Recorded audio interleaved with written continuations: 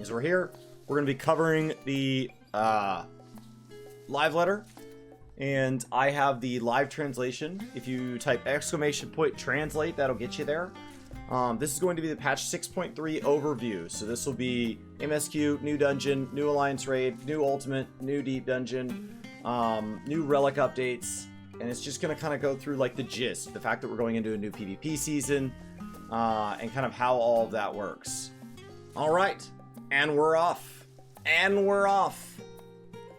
This is live letter 74, I believe, filmed on November 11th, 2022. This is going to be part 1 of 2 of the live letters for patch 6.3. Today being November 11th, they are saying that they believe 10 years ago today the 1.0 servers went offline. Let me see if that lines up with the spreadsheet that I have. I believe that oh my god, it did. The servers went offline on 11/11/2012. Whoa. What a weird moment in time. Guys, this morning's going to be powered by Huel. Thank you, Huel. And thank you to those of you that have tried Huel. It makes a huge difference to me. I also power my mug with Rogue Energy. I like the blue raspberry. That's my favorite flavor. Alright, let's see our patch name. Gods revel, lands tremble. Patch 6.3. Here we go. Here we go. Part 1 and Part 2. Here comes our new features. No in-game footage. Patch title. This will release in early January 2023. My guess is January 3rd. My original guess was January 10th. I have slid that forward by a week. Based on this live letter date. And Yoshi B says the 3rd of January? No, I mean, I'd personally be okay with that, but that's a bit, you know. Is it going to be January 10th? Is my original guess right? Oh no. Oh no. Okay, and so what is coming? Well, we will be getting some main scenario quests.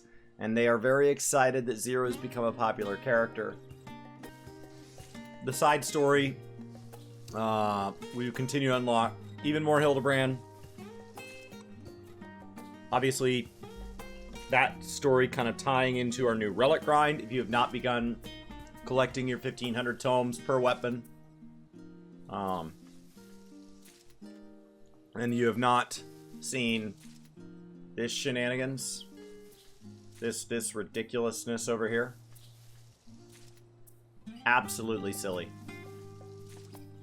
Now we will be going into the further Manderville weapons. For anybody that has not done a relic weapon before, the 6.3 weapons will be the next upgrade to this. It will upgrade again in 6.45, and it will upgrade it for the last time in 6.55. 6.55, because we don't have a savage weapon or anything at that point, it will become the best in slot weapon in the game. We are going into tribal quests. This has to be the Loperites, right? This has to be the Loperites. And they have to be crafters. Yoshi P says, guess which ones it's going to be. It has to be the Loperites. He's probably already said it in Japanese. I'm waiting. They're enjoying the Twitch chat guesses. The Loperites stole their crafting. Get out of my face. Get out of my face. Oh. Sit all the way down.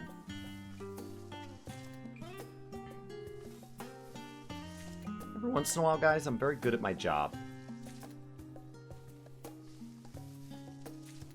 It's thanks to the fact that I drink out of a mug brought to you by Final Fantasy XIV's greatest creator, LuLu. The fashionista, the team there, thank you so much. I don't want that thank you to be misconstrued that they gave me this mug. I purchased it with my own money, given to me by you guys. So thank you. That one, I legitimately owe you a thank you for.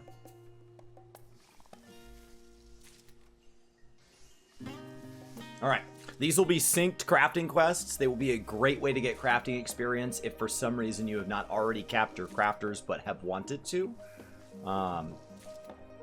Incredible.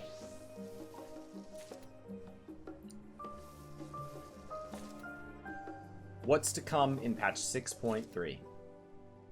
New dungeon. We always get a new dungeon. This will be a MSQ tied dungeon. And this will be duty support enabled, trust support enabled. We used to get more than one dungeon, but we have slowly over the years dropped from 3 to 2 to 1. You will have to clear story to get to this. Now that we dropped to 1, I don't know that we're going to get any more optional dungeons.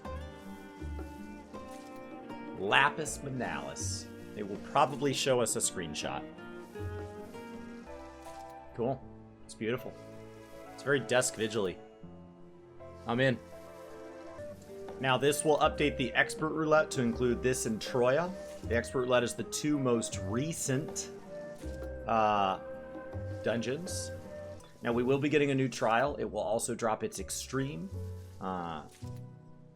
They never reveal what these are called anymore.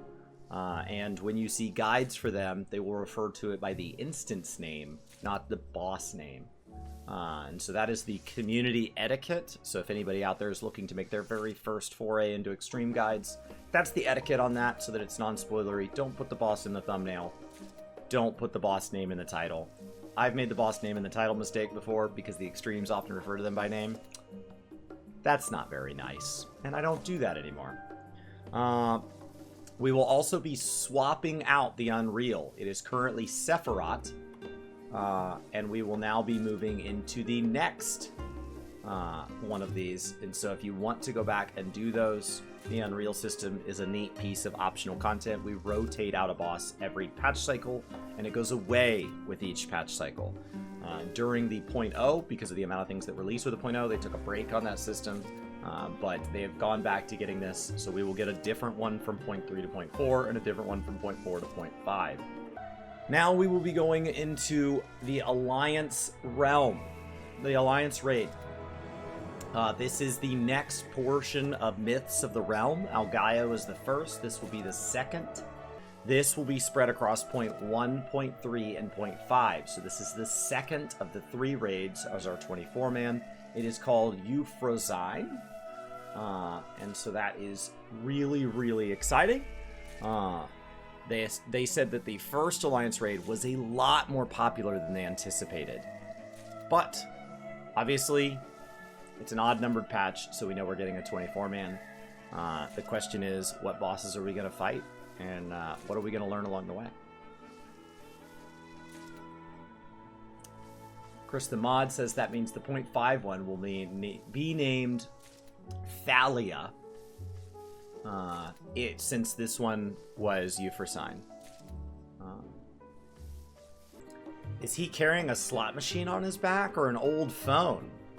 That's what Yoshi P says. I assume it's a time machine.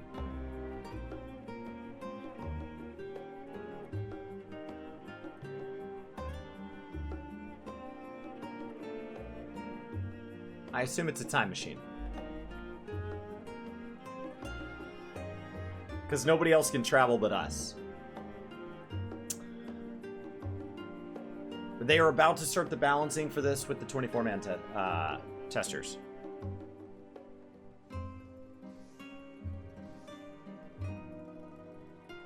There's a lot of Greek in this.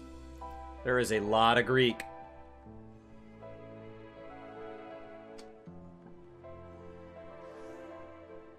Look at this Greek myth. They said it has Windows XP background vibes.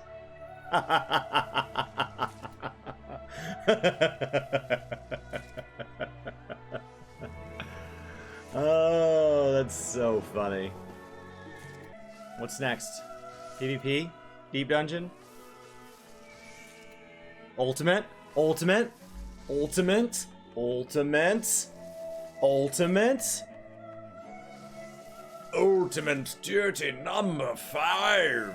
Likely releasing with patch 6.31. I would put that in mid to late January. Ultimate Duty number 5. The long predicted and long requested Geomancer for the new class equivalent is Warring Triad. They're likely not going to tell us. They may tell us in the next live letter to hype. They may tell us the name, like Dragon Song Surprise, and they may walk us into the arena with no boss spawned. That would be my prediction there. There has been a lot of questions this expansion, because of the amount of references to it, with could we get an Omega Ultimate. There is a real logic in my mind to make that the 0.1 Ultimate next time. Releasing 2 weeks after patch 6.3. 2 weeks. Alright. Likely looking at late January. My personal wish is that they would have a King Moogle Mog Ultimate, and that the secret final phase would be that we get to fight a Blue Mage Moogle, so that we bring out all the classes, not just the ones that are in Moogle Mog, but Dark Knights, Red Mages, Dancers, Samurais, and just slam us. That's what I would like. I was invited one time to be on Mr. Happy's State of the Realm podcast, and I said that, and he asked me something along the lines of, do I just want to watch the world burn? In an unrelated statement, I've never been invited back on that podcast. Something Allegan. Something Allegan. Could be Warring Triad.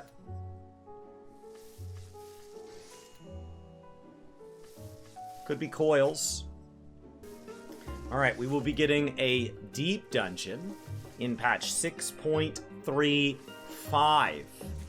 Now, there is an interesting word in the name of this deep dungeon called Eureka. Eureka Orthos. Eureka is the exploratory relic zone tied to the Stormblood relic. That was a massive departure in a lot of ways for how systems worked and how we thought about Final Fantasy XIV. It is something that it's changed a lot in how the communities run it since it very, very first entered the game. And it resulted in the Baldesian Arsenal raid, which was a huge change to the way we expect group content to be added to the game. It resulted in a much more refined version in Bosja Zadnor. Not everybody liked what the word refined means when I say that. And then, of course, that gave way to a relic system that no longer sent us into an exploratory zone. So, this is a big deal. They do expect you to have completed level 50 of Palace of the Dead. I think we've had this requirement before. And you have to have completed main scenario quest Endwalker. But since the main scenario quest is an obligatory way to get to max level, that is likely not a problem. Alright, they're adding duty support to the rest of Heavensward. This means Great Gubal Library, Aether Chemical Research Facility, the Anti-Tower, Sorkai, Zelfatal, and Baelsar's Wall. This is not shocked. This is laid out in the roadmap back from February. They did say the Aether Chemical Research Facility is going to get a bit of a redesign. They've been going back and redoing these. Some have gotten bigger redesigns than others. Obviously, MSQ Roulette and the Toto Rock stand out as ones that changed drastically. But there are others that have made smaller changes. So they think there will be some changes on the third boss. They're not going to change history, though things like Castrum Meridium do lose some detail. That's the nature of summaries and the nature of changes.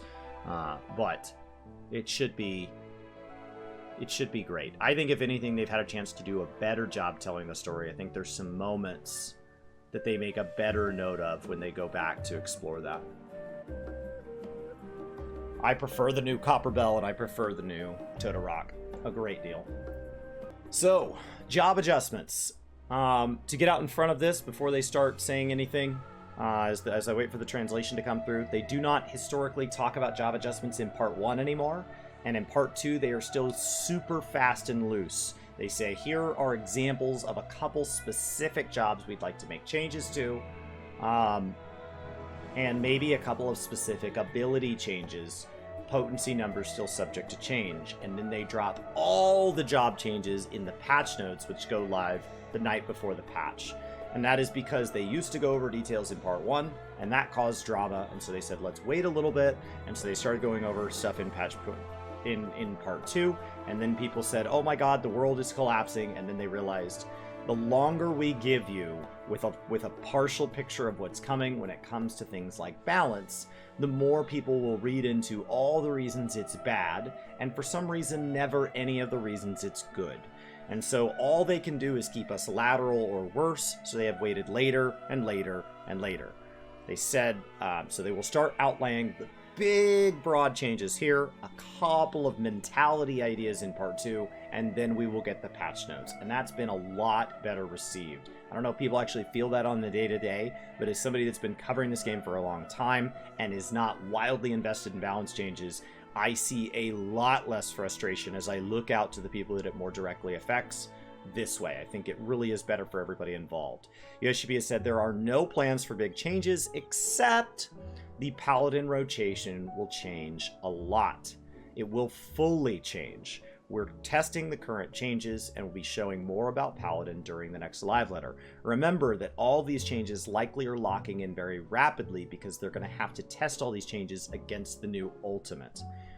So because it's tied to an ultimate, this is going to be a set of changes that will ideally be balanced for that ultimate. Now, PvP. PvP is a totally different combat system. Remember, we are going into a new series and a new season. So for anybody that thinks those words sound a lot alike and are a little bit confused, they both start with S. What the heck is going on? A season is whether or not you participate in ranked crystalline conflict. A series is the thing that all PvP contributes to and results in a mount at level 25. These go away each patch. So the series, the big one, goes away patch to patch, 0.2 to 0.3, 0.3 to 0.4, 0.4 to 0.5. The seasons are faster, and so they reset a lot more often. So just be aware of that. This will be both rolling out at the same time. There will be adjustments to the PvP actions. We are getting a new map. They said that we were getting new maps and they would continue adding new stages. And so we are going into what looks like some Stormblood stuff. So hopefully this is a good time. Hopefully, in my opinion, some gold drops on the ground. You gather that gold, it gives you a temporary buff. If you're too slow to grab that, in my mind, a giant tiger would jump on you and you would die. That is something I'd like to see, but obviously this is the first we've seen these screenshots. All right, let's talk about... Oh my god, tool enhancement. Patch 6.35. Skysteel is coming back. Oh, you sweet, sweet man. Thank you so much. Thank you. I wondered if we were ever going to get this again. Shadowbringers added our very first ever relics for crafters and gatherers. And now we're getting it. There has been a question about whether or not we would be rebuilding Garlemald. There is a logic that maybe one day we would need to rebuild the damaged, ruined city of Garlemald, the cities in the region and everything that's been trashed there. Yoshipi has said, I have heard you asking if I would rebuild Garlemald. And right now I'm harvesting Roland berries for an achievement. Like, he effectively just changed the subject. He acknowledged that he got the question and then just ignored it. Absolutely amazing. Absolutely amazing. That looks like the first. It does kind of look like the first. It does kind of look like the first. Why are all these tool and weapon makers not wearing clothes? They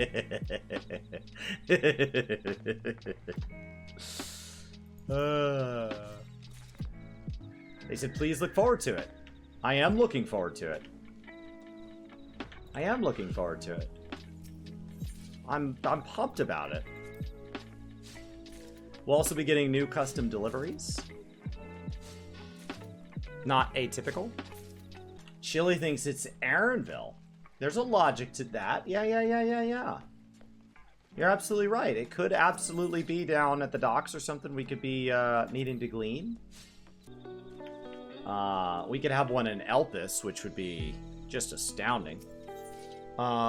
Excuse me. Is that a hunt mob? Is that a hunt mob? What are they showing?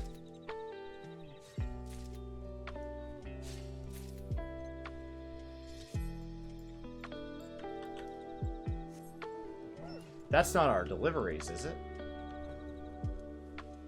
It looks like a hunt mob with the pixies and Ilmeg. Okay. Collectible values will be displayed for reference when gathering collectible items. Well, that's a nice change. That's a nice change. Primary fishing locations, preferred bait, and additional conditions will be added to the fish guide. I'd be fine with that being something you had to unlock. Like, once you fish there with the preferred bait, it added it, right? That you kind of, like, gained that knowledge. But if they don't want to do that, that's fine. They are asking, will there be spearfishing in an ARR area? In an ARR area? So new spearfishing will be added in Upper Lenosha. How cool is that? How cool is that? I've caught every fish that spearfishing allows for. I love spearfishing. But adding diving to a Realm Reborn starts to really expand on what they could show. Because there are portions of that are locked away from us. Cool. Upper Lenosha, let's go. Let's do this.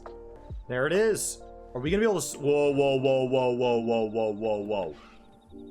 Upper and Outer Lenosha starts to get into Camp Bronze Lake. Now, I don't have my map up in front of me, but there is some very intriguing stuff that happens here because Camp Bronze Lake has a dungeon buried. And you start to talk about relics of Nim, and you start to talk about... So, like, there are some substantial lore ramifications to being able to swim there.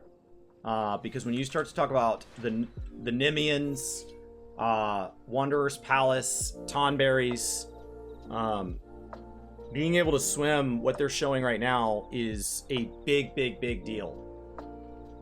Because they could put all sorts of artifacts and cleverness down here. They could really, really hide some things if they wanted to. And they could have quests that go down there and have you look at a destination and it tells you neat stories. So, to expand on things like Wanderer's Palace, like the Scholar quest line, which we did for my first time last week. Big, big, big deal. Very cool. That's a big deal. There's some weird stuff that happens on the southern end of that zone that starts to impact the way the Ageless Wise, a river formed by the Calamity, interacts with things like Brayflux Longstop that are largely done on implications of the surface because we can't really tell what's happening. So, I don't know. Could be interesting. Island Sanctuary. New ranks and visions. Now, they did say they would be expanding on that in patch 0.4 and 0.5, and that they would continue to support that system into future expansions. We really didn't know whether or not the island would be something that they touched on in 0.3. There's some new item rewards, new materials, crops, animals, and Isleware handicrafts. We are expecting updates to the variant criterion system in 0.4 and 0.5 as well.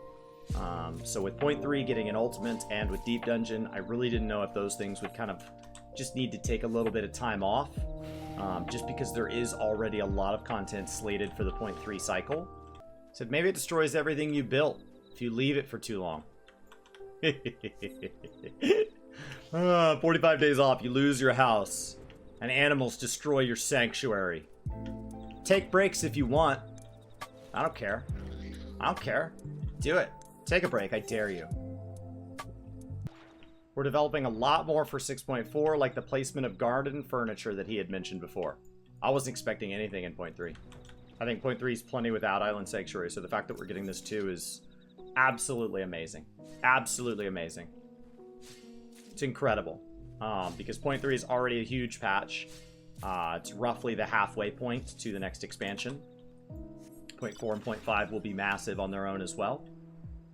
So any one feature in a patch, the patch could probably exist without, outside of the mainline features, because these patches are that big. So the fact that we get not just one or two, but oftentimes several optional pieces of side content that are this size is amazing. Now they are going to have the ability to save orchestron settings, improved workshop interfaces, option to collect all at once. The animals under care will also be eligible for release upon a new animal's capture, so they're just kind of slowly improving things. Now, time for new treasure stuff. We're getting a new treasure dungeon, the Shifting Gymnasium Aganon. Portal will be accessible via a new Elpis-centric treasure map. Elpis-centric, that is incredibly intriguing. You think it'll teleport you to a dungeon based on Elpis? Oh, that we could still get there from anywhere. You think it'll be the exact same, it's just going to be Elpis designed. That is not how I read that. Okay. Golden Saucer update. New course added for Leap of Faith. Okay. Housing updates.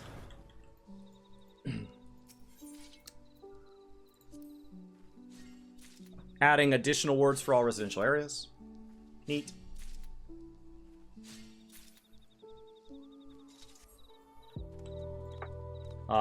Six regular wards, 6 subdivisions for a total of 1,800 new plots per world.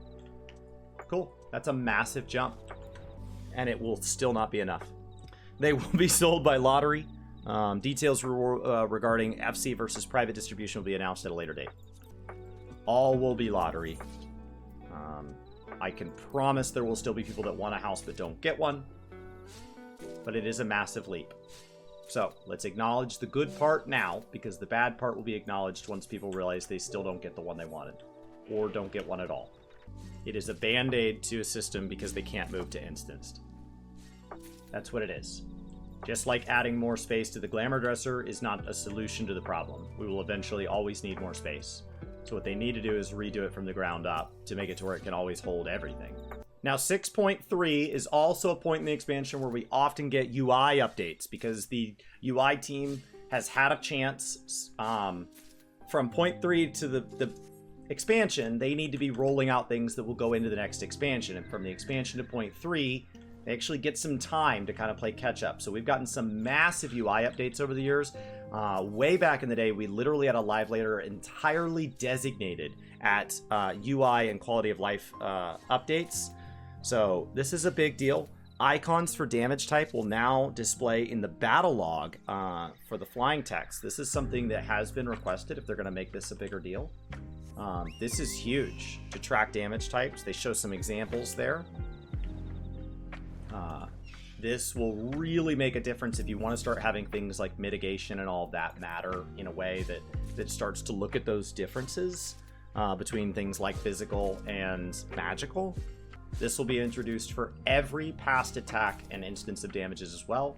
There might be some mistakes, so they do ask that you please have some understanding. I would expect those to be in the known bug or fixed section of future patch notes down at the bottom as they slowly work through those, because I imagine it was a lot to go back and do that in hindsight. Ability to display remaining time for buffs in the party list. There it is, guys. Ladies and gentlemen, to all the people that have said you need add-ons for this game, and when they reminded us, still no add-ons for this game. It was not news, but people felt like it was the first time they'd heard it. There was a complaint of, if you don't want us to use add-ons, can you at least put the things that add-ons do in the game? And he said, like he said to Brian and I back in 2019 at an interview, if there's something you want from add-ons, just tell me what that thing is. He said it once again this last round, and what he ended up doing is he's implemented this stuff one at a time. And one of the things that add-ons were offering was the ability to see timers on other people's stuff. This is one of those things. So we're seeing them slowly trickle in, these things that add-on users were getting that PlayStation and non-add-on users were not.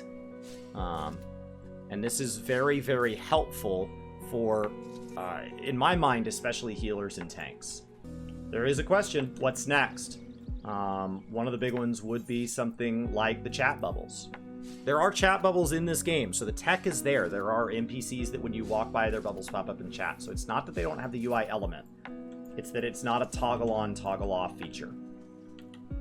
Now, he did say, I don't want to be told we're using third-party tools because this feature is not in game, so here you go. Portrait will now display when using Duty Finder. Only party members' portraits will be displayed for 24-person duties.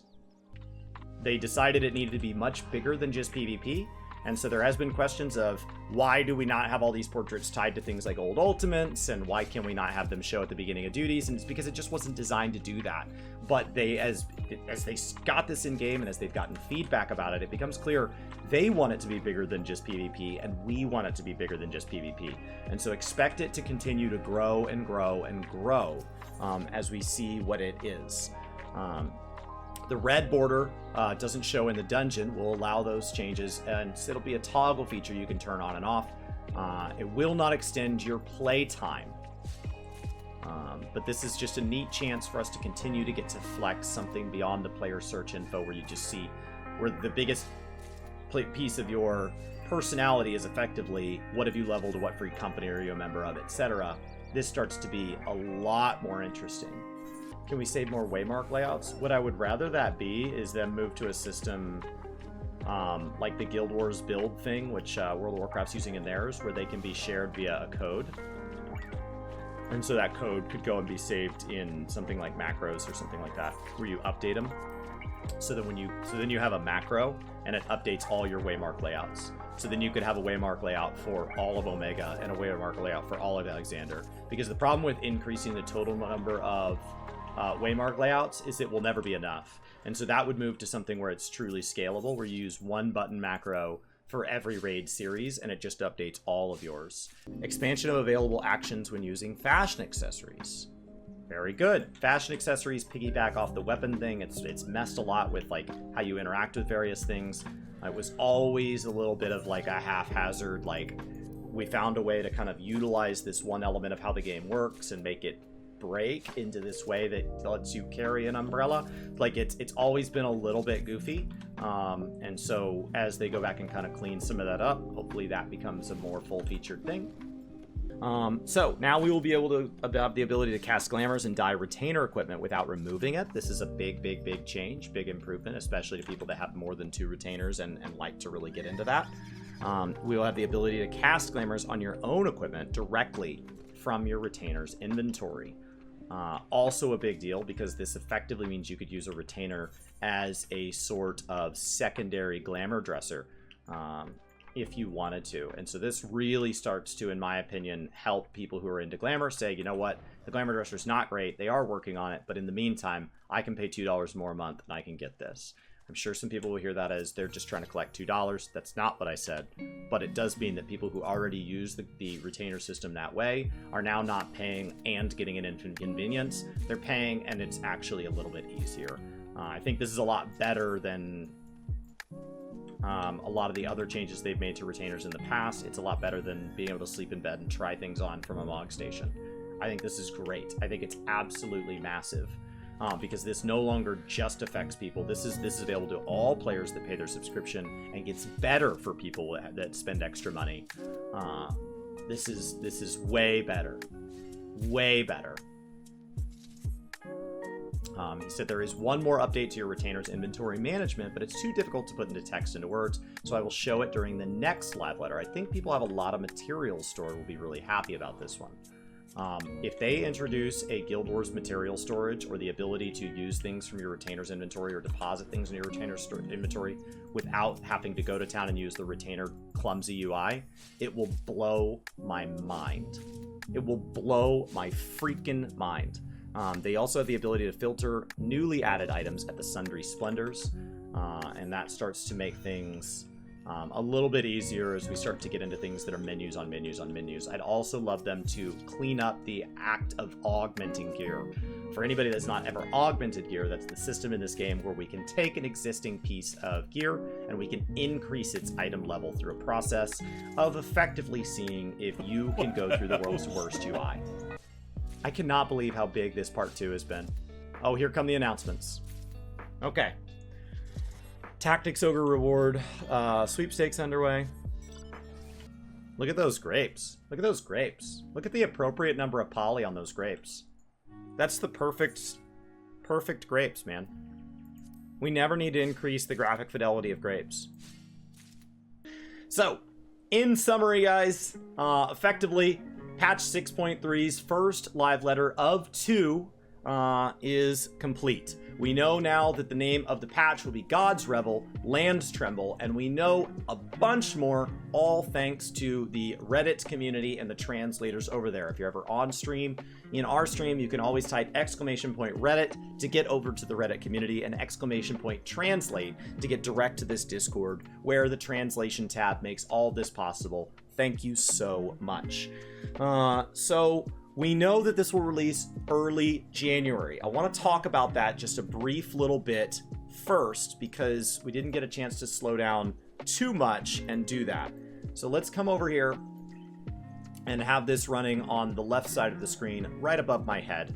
I am predicting patch 6.3 as originally January 3rd is what I originally predicted. January 10th. I moved it forward to January 3rd based on the live letter. He is saying that it is early January. The reason I'm getting that date is that would put our patch at 133 days since 6.2, which is the same. They did say they want to take 1 extra week in the summer and 1 extra week in the winter, so it's not exactly clear when they're defining that as. He said the 3rd may not be right, and so if we move this back out to the 10th, it only makes it 140 days. If I move this over and show off the next column. I'm sorry my spreadsheet's not as pretty as Quasi's. I'll work on it. That does mean that we will have a second live letter between now and then, as we always do. So if we scroll down through every live letter we've ever had, the 74th live letter was today, the 11th of November. And that is 53 days before my predicted patch date, which is fine. The second live letter is never a perfect predictor of patch date. At best, it's a good predictor of the second live letter, which is typically 11 days out from the patch, but not always. And when it isn't, it's usually tied to a delay that they either announced or a delay that, because of the patch dates and everything else, we can reasonably assume they didn't have to announce, so they didn't, but it was a delay. So they did not announce the second live letter date. Usually they don't do that when they're not locked in on the patch. The reason they're not locked on a patch is usually because of something that they are still in refinement of. In this case, my guess would be Ultimate. They did say the Ultimate will be delayed 2 weeks after the patch, so we know that that's actually going to be 14 days, which moves that out to the 17th, the 24th, or the 31st, which does mean Ultimate will likely be in January of 2023. They did not confirm what that Ultimate was, but we'll get to that. So this will be the second live letter. The first live letter just goes over the ideas, things like screenshots, the big overall what we're getting and what we're not. And then at a second portion, which it is a 6.3 live letter, so that second portion this time went over UI, which is not shocking. If you back way up, we actually used to get 6.3 things, and if we go all the way back to Heavensward, we literally had a live letter that was entirely UI. The 0.3 patch is a great time for the UI team because they had a chance to wrap up everything dealing with the UI of the new expansion, additions like the new escort and all of that, and clean up any bugs or differences or quality of life features out of the feedback on that. And now they've got some free time to make long-term full adjustments to the game. And then of course they have to soon start spinning up all the new UI elements for the upcoming expansion in 7.0. So the 6.3 is a great update for some truly long-term changes to the game, and so 6.3 is a great time for that, and that was part 2 of this live letter. The second live letter will be the one with gameplay. Maybe they'll show off the stage for the Ultimate. Maybe they'll walk us through the new Deep Dungeon a little bit. Maybe they'll walk us through our Island Sanctuary or something like that. I expect that to be sometime around the end of December. I've predicted to December 23rd, but that's based on a 1/3 release date. That is going to be, I assume, 11 days out. The other best predictor of patch date is the Moogle Tombstone event. If we get a Moogle Tombstone for this event for the patch, which they have been every patch for a little while now, Verity was 29 days before patch 6.2. Scripture was 29 days before 6.1. If we ignore expansion launches because those are weird, Esoterics was 29 days before 5.5. And Law was 92 days before 5.3. But remember that the 5.3 came in that early to mid 2020 when the entire world was weird. If we back up to before March of 2020, Soldiery was 29 days before 5.2. Philosophy was 29 days before Shadowbringers, and that was the beginning of the Moogle Tombstone. So if we get a Moogle Tombstone, it will be before that. There are going to be a number of things that people are asking about. We still haven't heard anything about Blue Mage or anything like that. That could be as late as FanFest. FanFest being next July, after patch 6.4 and 6.45, which right now I'm predicting as late May and mid-July. Going into that, we'll see as those dates change. As we continue to get information, these dates may move in our predictions. And of course, right now, I'm predicting that 7.0 will slide into 2024. After that JP FanFest, which we do not have a confirmed date on, it's just early 2024. So with that note, let's go ahead and dive into what this entails. Effectively, we know that we are getting main scenario. We know that we are getting main scenario. We always get main scenario, and with main scenario, we always get a chance to go over kind of some screenshots that both spoil but don't spoil, and we are going to be getting new side quests as well. The side quests include Tataru's Grand Endeavor, which looks like it's taking us to some Stormblood stuff, and then Tales of Newfound Adventure. I believe that's the quest line that came after you completed MSQ. Kind of seems to be a fun new thing that people are doing. Maybe that will be something that becomes its own chapter of New Game Plus is what it looks like. We are also getting somehow further Hildebrand. That will be tied to the half patch because remember that is tied to the Relic. And so we know that the Manderville weapons are going to be updating on the half patches from here on out, culminating in the 0.55 patch, the first time that the Relic will become the best in slot weapon for all content that is not synced. And so as we look beyond that, we will be getting new tribal quests for anybody that thinks back to the reveals about the expansion and the live letters that looked out over the expansion and the sorts of things we will be getting long term. The prediction was very reasonable that we will be getting Loporrites, and based on the fact that we've already had a battle and a gathering, we could expect them to be crafting, and so that is where that prediction came from. The new dungeon will be called Lapis Manalis. This will be an MSQ dungeon, which does mean that it will be duty support enabled. It looks like a Snowcloak, Dusk Vigil type thing. Absolutely stunning. And we will be getting a new trial. That trial will have an extreme. The extreme will either be referred to by the number of extremes we've had this expansion, because the trials this expansion in particular have been wildly spoilery, or it will be referred to by some name that kind of makes it obvious, but not the boss name. The extreme will be named the boss name, very likely, but we should be referring to that by its normal name and putting EX after it, because it will be likely very, very spoilery. Maybe. I don't think the last one in my mind, that name meant anything to me on its own until after the fact, but the previous ones really did. It's also time to swap out our Unreal. Every patch cycle, we swap out Unreals. It's time to give up Sephiroth as we move into P1T6. And if we don't get to Soar, then we need to wipe it up and disband. And so, as we look forward to the next update, the odd-numbered patches update our Alliance raids, 0.1, 0.3, and 0.5. This means that it is time for part 2 of the 3-part series Myths of the Realm, the 24-man, and we will get to continue these adventures, wondering what this little radio time travel looking device is. What's that? What's that? Showing off some beautiful pictures that they joked looked like a Windows XP desktop. And now we move on to the hardcore content that we don't always get with 0.1s and 0.3s, the absolutely incredible ultimates. This is the 5th ultimate ever to be added to the game. And now it is time for mid-cycle side content. Remember this expansion, we've already received Island Sanctuary and Criterion. And so now it is time for Deep Dungeon to come back. The first 2 deep dungeons added in the game were Palace of the Dead in Heavensward and Heaven on High in Stormblood. In Shadowbringers, they heavily pivoted how we did alternate class leveling. allowing the Baz Jazadnor people to become a leveling piece of content, and it had solo duels. And so in some ways, it had some of the on-paper appeals about Deep Dungeon, in that there was something to do solo to challenge yourself, there was something to do with friends to level your alternate characters. And so they didn't do a Deep Dungeon, yet Yoshi P was surprised with the amount of feedback that he got that people missed that content. And so they have said that they would bring it back this expansion. That obviously made sense that it would be in the 0.3 cycle. I think it was even laid out that way back in February during the roadmap. So that will be in the half patch. It is named Eureka Orthos.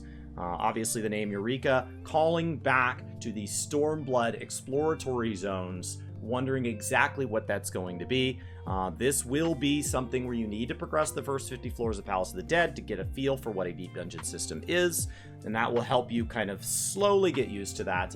And then you will be able to have specific arms and gear through enhanced play, things like the Pawmander system.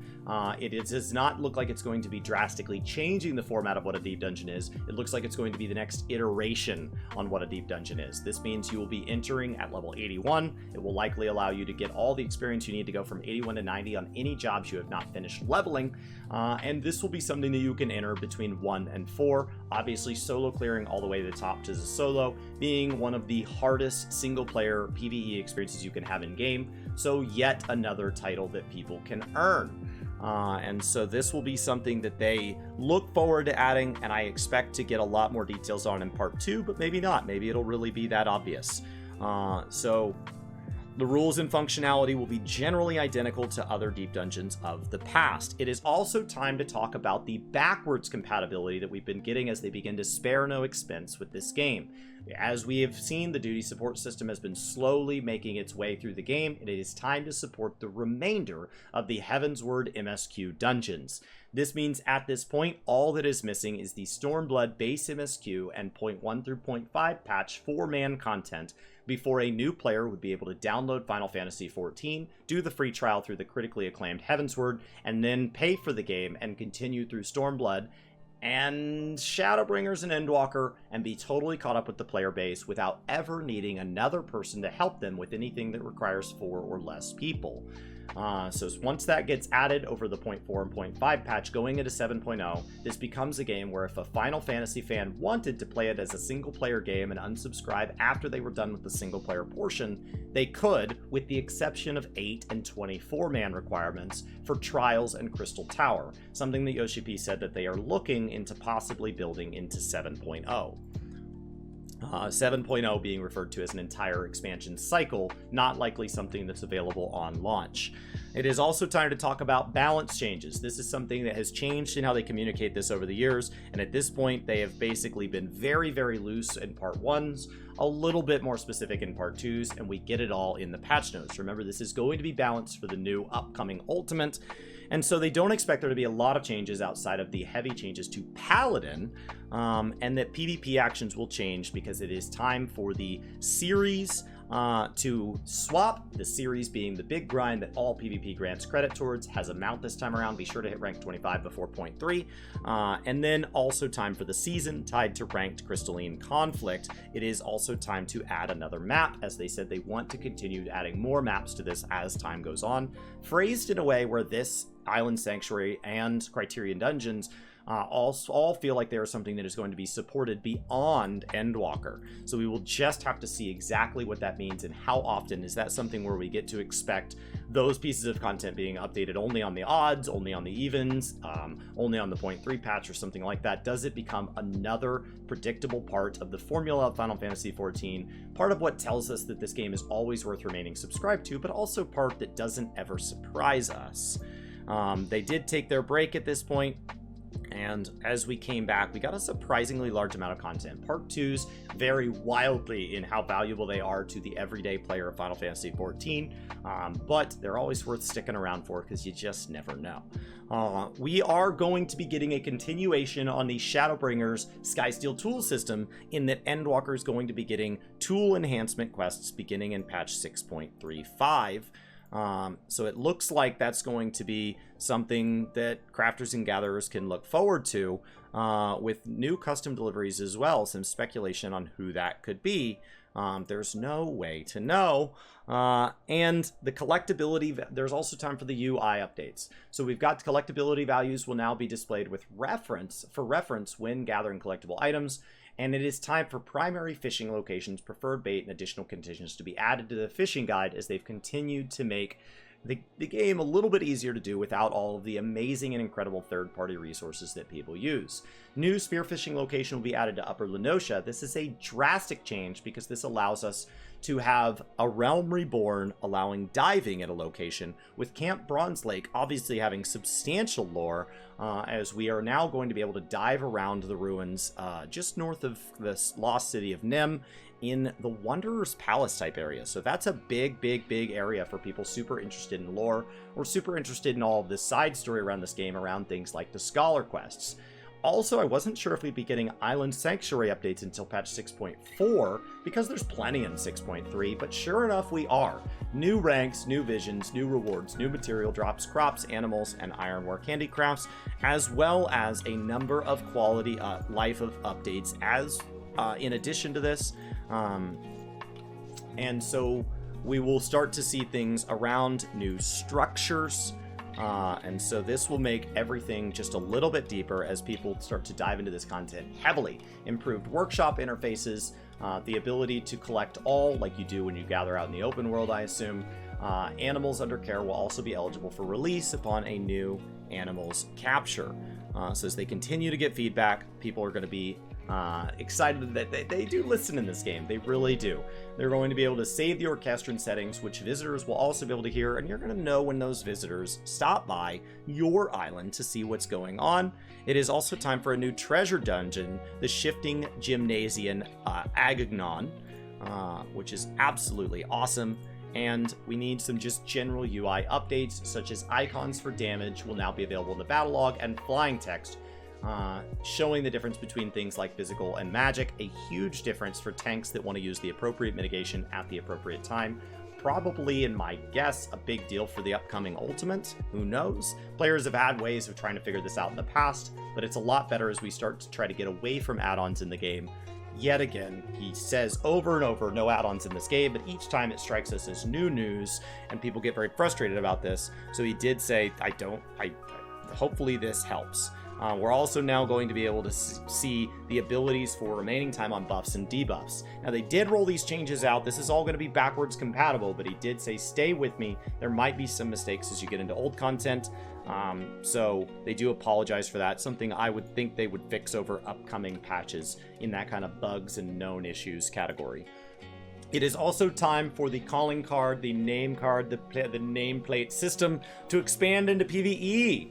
So you will now see at the beginning 4 players in your dungeons, 8 players in your raids and trials, also just 8 players in your 24-man. This is something where this system is going to continue to expand. Remember, this was originally envisioned as just a PvP system, but before they even revealed it to us, they already said, we think we want it in more places. And so this is just that slowly rolling out. It will not add time to the duty timer, but it's a big deal. It is time for UI theme number 3, though that's still kind of going through quality assurance, so they're not ready to reveal it. And we will start to see updates such as the expansion to the available actions while using your fashion accessories, ability to cast glamours and dye equipment on your retainers without removing it from them, and to cast glamours on your own equipment directly from your retainer's inventory, as well as the ability to filter things in the splendors menu. Some things like this start to give me hope for systems that have been clumsy in the past, such as things like augmenting gear. Then we get into our handful of just updates, general news, general things, lovely low poly grapes here. And the symphony goes back on tour in Japan.